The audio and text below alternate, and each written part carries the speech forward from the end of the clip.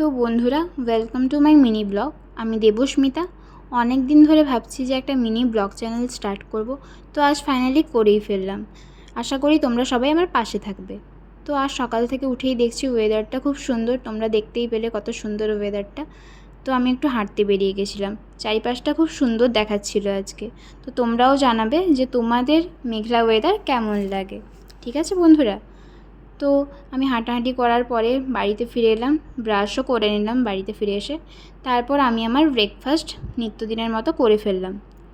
তারপর দেখছি মা পুজো করছে, তো তোমাদের সাথে তাই আমাদের যে পুজোর ঘর আছে ওটাও শেয়ার করে দিলাম।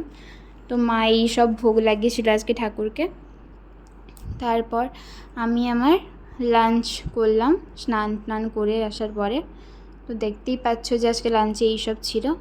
তারপরে তোমরা তো জানো বাঙালিদের একটু ভাত ঘুমের দরকার হয়, তো ভাত ঘুমটাকে কাটানোর জন্য আমি এই দশম অবতার মুভিটা দেখলাম। তোমরা অবশ্যই জানাবে যে তোমাদের দশম অবতার মুভিটা কেমন লাগে। তারপর দেখতে দেখতে সন্ধ্যাই হয়ে গেল।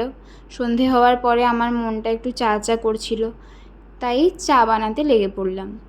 তো আমার একটু কয়েকদিন ধরে লিকার চা খেতে ভালো লাগছে লেবুর সাথে, তো তাই লিকার চাও বানিয়ে ফেললাম। লিকার চা বানানোর সাথে সাথে দেখলাম যে আমার দুটো ভাইও উপস্থিত হয়ে গেল ওখানে, তো ওদেরকেও তিনজন মিলে আমরা চা খেয়ে ফেললাম। দেখছি মাও এখানে রাতের খাবারের প্রিপারেশন নিয়ে নিয়েছে। আমাদের রাতের আজকে মেনিউতে হচ্ছে বিড়ির সরু চকলি। আশা করি তোমরাও খেয়েছো।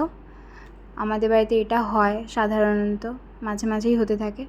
তো এটা আমার খুব ফেভারিট একটা ডিশ। তো তোমাদের কেমন লাগে তোমরাও জানিও যে এটা খেতে।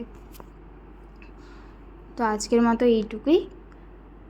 আবার কালকে একটা ছোট্ট মিনি ব্লগে তোমাদের সাথে আবার কিছু কথা হবে, কিছু আমি শেয়ার করব তোমাদেরকে, আমি সারাদিন কী করছি না করছি। Thank you everyone.